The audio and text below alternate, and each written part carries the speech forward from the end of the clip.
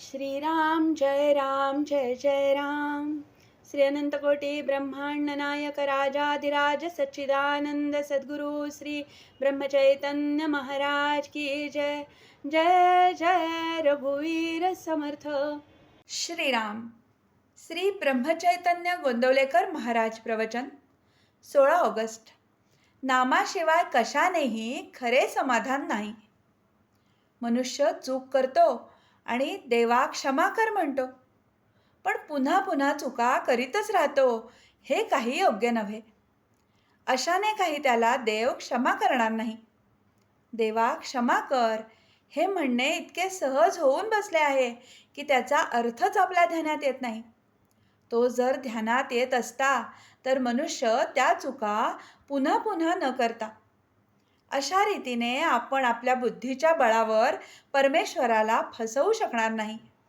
बुद्धीच्या जोरावर जर आपण माणसालाही फसवू शकत नाही तर परमेश्वर कसा फसेल? आपण आपल्या बुद्धीच्या जोरावर परमेश्वराची प्राप्ती करून घेऊ असे म्हणणे कदापिही योग्य होणार नाही. तेव्हा शरणागतीशिवाय मार्ग नाही, ते तुम्ही करा. समाधान काही परिस्थितीवर अवलंबून नाही. कितीही पुराणे वाचली, ग्रंथ मुखोद्गत केले, प्रवचने ऐकली तरी मनाला समाधान लाभणार नाही. त्याप्रमाणे थोडे तरी आचरण केले पाहिजे. नामात राहिले पाहिजे. नामाशिवाय इतर कोणत्याही गोष्टीने पूर्तता येऊ शकत नाही. नामाशिवाय खरे समाधान मिळणार नाही. तेव्हा तुम्ही भगवंताला अनन्य भावाने शरण जाऊन त्याचे नाम आवडीने आणि सतत घ्या. एक गरीब वारकरी पंढरपूरला चालला होता. मोठ्या कष्टाने तो पायी चालला होता. वाटेत एक रेल्वेचे फाटक लागले. ते बंद होते म्हणून तो थांबला.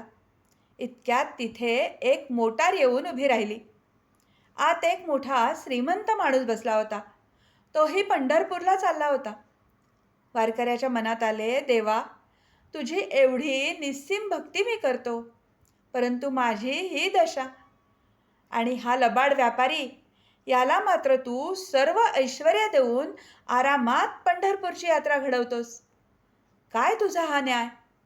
एवढ्यात मोटारीचे दार उघडून 2 नोकरांनी त्या श्रीमंत माणसाचे हात आपल्या खांद्यावर घेऊन त्याला खाली उतरवले. तो पांगळा होता. वारकऱ्याने विचार केला, पांगळा होऊन आरामात पंढरपूरला जाण्यापेक्षा गरिबीत पायी जाणे बरे. आपल्याजवळ जे नाही ते ज्याच्या पाशी आहे तो सुखी असला पाहिजे हे आपण धरून चालतो, पण तसा तो नसतो.